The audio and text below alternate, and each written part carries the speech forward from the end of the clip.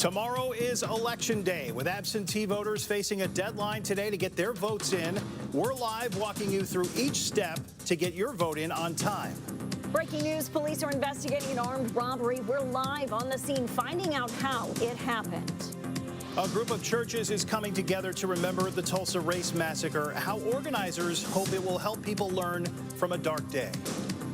Covering news that matters. Fox 23 News This Morning starts right now. Good morning, I'm Michelle Lynn. And I'm Ron Terrell. It is 4:30. Tomorrow is Election Day. Today is the last day to get your absentee ballot in before everyone else heads to the polls for the big day tomorrow. We'll have more details coming up. First, a cold start this morning across green country. Let's get to meteorologist Michael Sager in the Fox 23 Severe Weather Center, tracking temps in the 30s. It is a chilly start for a lot of us this morning. Some of us maybe a little bit of frost on the windshield to get the day started. Overall, should be a great start. Not a problem as you're heading out for that cup of coffee. We'll break down what will be a beautiful finish as well in about 10 minutes. In You Decide 2020, today is the last day to turn in your absentee ballot for tomorrow's election. Fox 23's Scott Martin is live at the Tulsa County Election Board explaining all the different envelopes and the deadline to get them in. It can be a little confusing. Yeah, Michelle, it can be just a little bit, but that cutoff time is 5 o'clock. That's what time the Tulsa County Election Board closes this evening. That's about over on the free Fox 23 News app. Now, coming up in the next half hour, if you've requested an absentee ballot, but you have decided to vote in person tomorrow, what you need to do. Live in Tulsa this morning, covering news that matters. I'm Scott Martin, Fox 23 News. The Fox 23 team will be out in full force for election night. We will have live team coverage starting at 5, looking for results as they come in, as well as analysis and reaction all night long. It's a big night. And then wake up Wednesday morning with us starting at 4:30. We've got updated results from overnight, along with reaction from the winners and losers. Breaking news, Tulsa police are responding to an armed robbery at a Midtown Tulsa gas station. Fox 23's Amanda Harry just got to the scene near 21st and Harvard. Amanda, what are you seeing?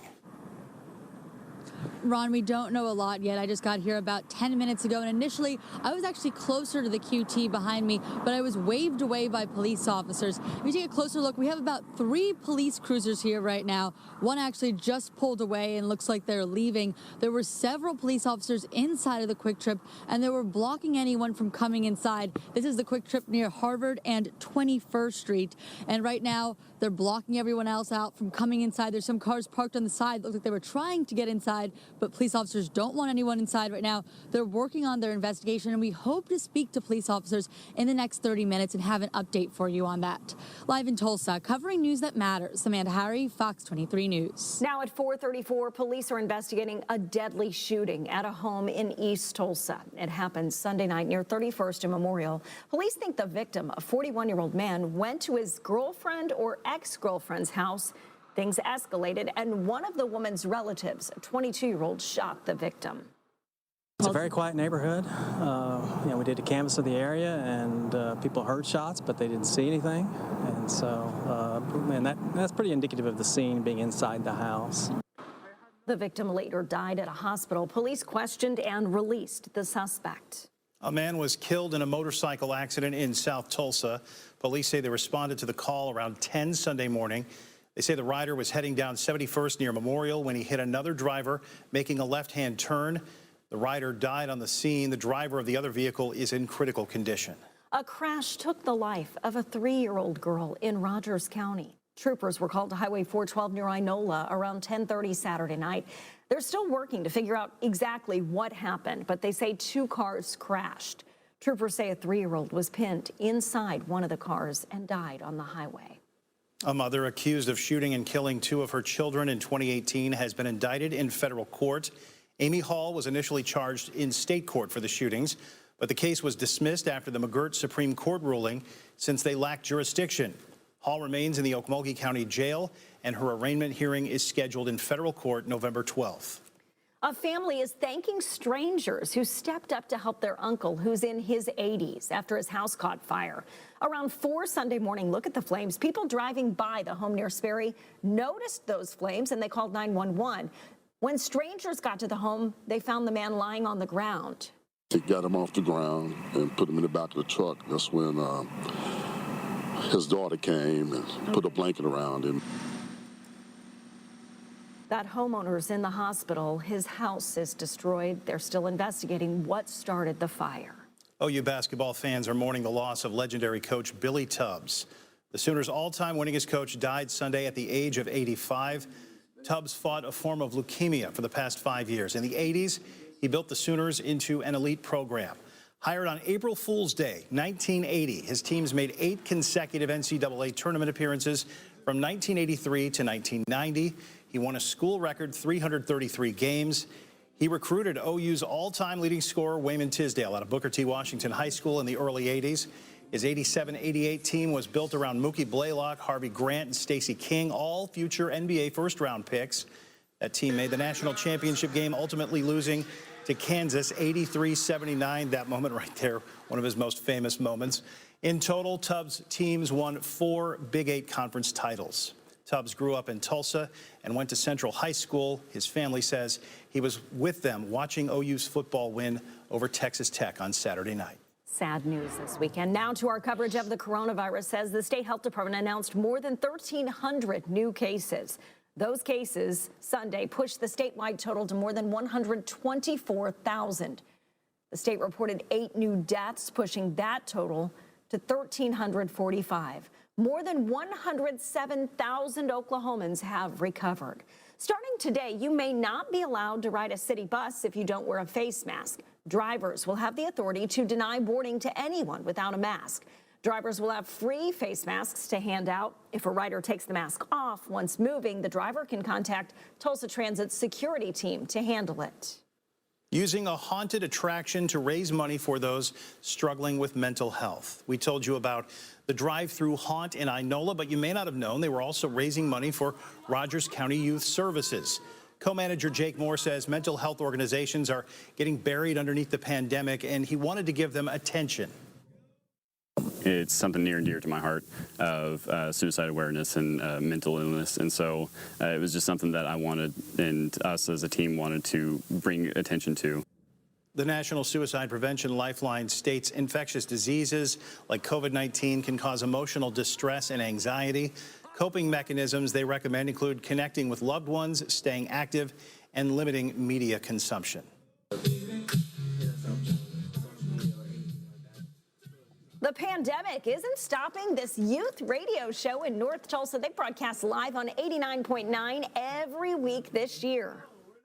And so we're trying to change that narrative. Our youth aren't all out here doing drugs and breaking in windows. No, they're actually having top-tier conversation about subjects and topics that are happening today. They've got an open door policy. If you'd like to be a part of the program, you can just message them on Facebook. The Fox 23 severe weather team is continuing to track power outages across the state after last week's ice storm left thousands in the dark. The Oklahoma Corporation Commission says there are still more than 148,000 outages across the state. OG&E says they restored power to nearly 300,000 customers. If you still don't have power, you can check on restoration estimates for your home on their website. 47 counties are still in a state of emergency, and restoration efforts are still underway. Just a huge, huge mess. Some folks saying that they aren't going to get their power back on until Friday. Yeah, just miserable. So many folks having to clean up limbs. At least the weather was nice over the weekend. Today will be nice, but we're off to a frosty start. We are. Meteorologist Michael Sager is tracking that cold start out there in the Fox 23 Severe Weather Center. Yeah, a little chillier coming up in about 10 minutes. Right now, 4:41 is the time. For some of you, it's already Christmas time. For those holiday lovers, we'll tell you when you can see Santa in Tulsa. Parts of Tulsa have limited access to fresh produce. How a group is coming together to get a garden ready to help fix the problem. Learning from one of Tulsa's darkest days as we approach 100 years since the Tulsa Race Massacre, how more people are learning about the tragedy. 444 in a developing story. It's been almost 100 years since the 1921 Tulsa Race Massacre. Fox 23's Amanda Gilbert is live in the Greenwood district with how churches are coming together to try to repair some of the damage. Michelle, there was actually an event called One Day, Two Churches. This was with the South Tulsa Baptist Church and the First Baptist Church of Tulsa. Now, we were there yesterday for the event. We watched as the churches together focused on the pursuit of truth and healing in the next hour. Reporting live, covering news that matters, I'm Amanda Gilbert, Fox 23 News. An historic Tulsa monument was rededicated. The Tulsa chapter of the Daughters of the American Revolution held the ceremony for the Indian Memorial in Owen Park Sunday.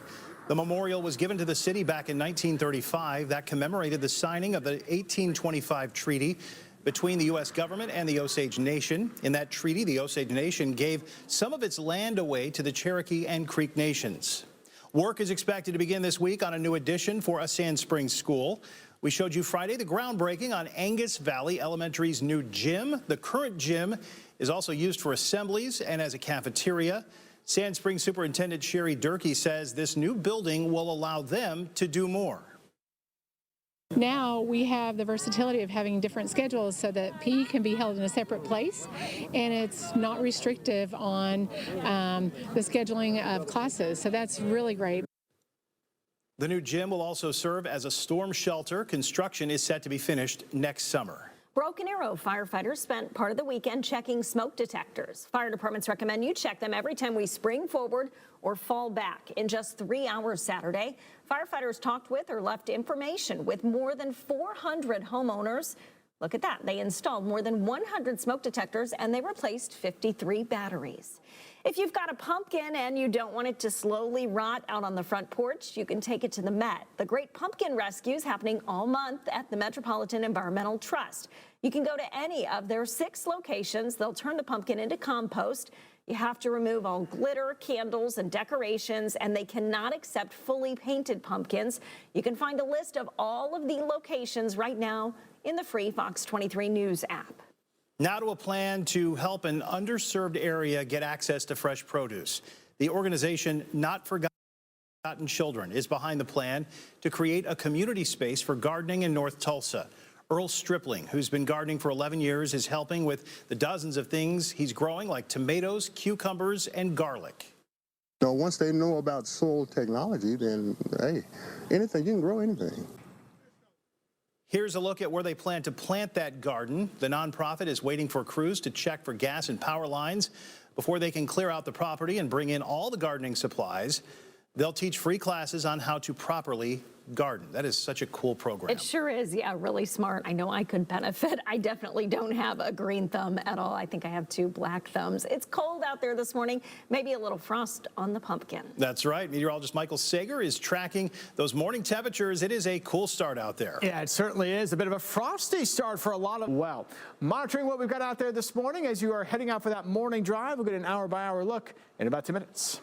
The time now 4:50. There's no excuse for you not to vote. If I'm out here in a costume today, you can do it on November 3rd. Getting festive while voting. How many people came out for the last day of early voting? We want them to not sell commercially bred animals. We want them to partner with rescues and shelters like every other pet store in this town does to help us get these animals adopted. A big pet store opened amidst controversy in South Tulsa this weekend. Why protesters are worried the store will hurt pet adoptions. A chance to win a $500 gift card just in time for holiday shopping. The simple thing you can do to get entered. Happening today, you'll have a chance to win a $500 Visa gift card if you donate blood. The Oklahoma Blood Institute says its blood supply is critically low and they need more donations. Donors who give today through Friday will be entered for a chance to win a gift card. One winner will be chosen daily. All donations will be tested for COVID-19 antibodies to see if you can potentially donate convalescent plasma.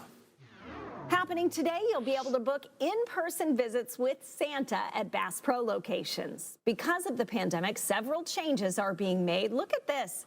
Digital reservations are required, so are temperature checks.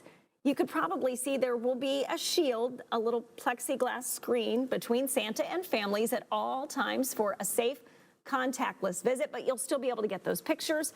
You can visit Santa at Broken Arrow's Bass Pro Shop starting this Saturday through Christmas Eve. You can't even see that plexiglass Right. shield. Very smart. And that way you can still get those traditional pictures. That's right. Santa coming in and getting the job done once again. And maybe little ones will be less scared if there's that little separation. Perhaps. But those are always funny pictures. This may be something that, they'll use in the future. Right now, 4:55 is the time. We are just one day away from Election Day. The changes you'll see at the polls this year because of the pandemic. We are continuing to follow breaking news in North Tulsa. We'll have the latest coming up.